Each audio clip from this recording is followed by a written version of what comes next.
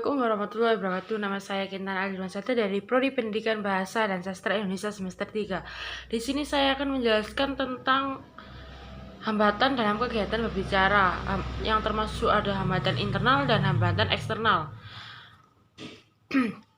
Tidak semua orang memiliki kemahiran dalam berbicara di depan umum, namun kemampuan ini dapat dimiliki oleh semua orang melalui proses belajar dan latihan secara berkesinambungan dan sistematis.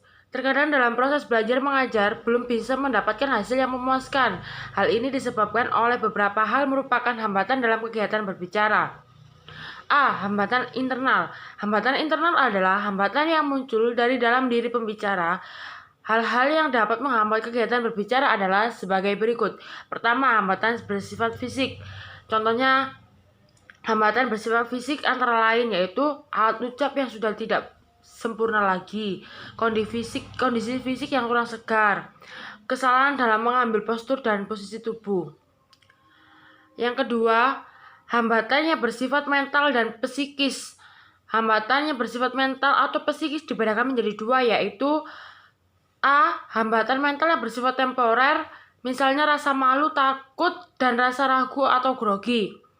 Yang kedua, hambatan mental yang bersifat laten. Hambatan mental yang bersifat laten ini dibagi menjadi 4, yaitu tipe penggelisah, tipe vokalis, tipe pengumam, dan tipe tuna gairah.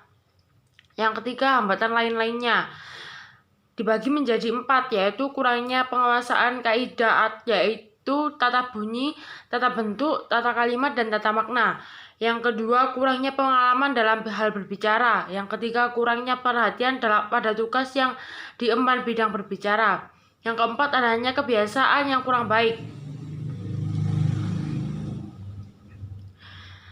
Ada pula hal-hal yang dapat menghambat kegiatan berbicara yang bersifat internal, yaitu kegiatan kesempurnaan alat ucap. Yang pertama.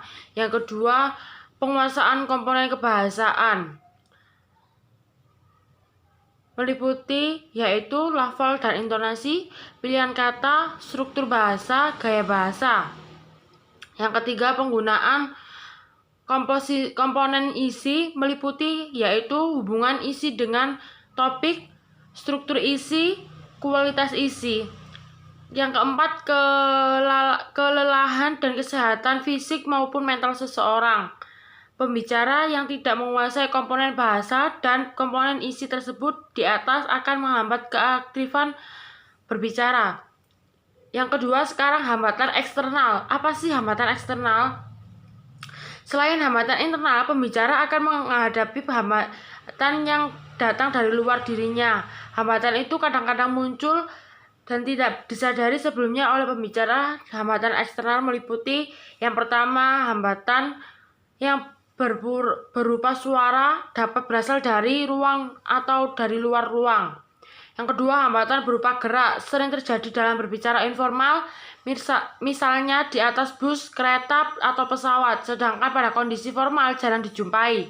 Yang ketiga, hambatan yang berupa cahaya dapat terjadi jika pembicara dilakukan di bawah cahaya, dapat terjadi jika pembicaraan dilakukan di malam hari atau ruang yang gelap tanpa pencahayaan. Yang keempat, hambatan yang berupa jarak. Hal ini terjadi jika pendengar atau pembicara tidak memperdulikan pentingnya pengaturan jarak bicara antara pembicara dengan pendengar. Ada pula hal-hal yang menghambat kegiatan berbicara yang bersifat eksternal, yaitu pertama, suara atau bunyi. Yang kedua, kondisi ruangan. Yang ketiga, media. Yang keempat, pengetahuan pendengar. Sekian itu yang saya sampaikan dari hambatan dalam kegiatan berbicara yang termasuk hambatan internal dan hambatan eksternal. Jika ada salah katanya mohon dimaafkan. Wassalamualaikum warahmatullahi wabarakatuh.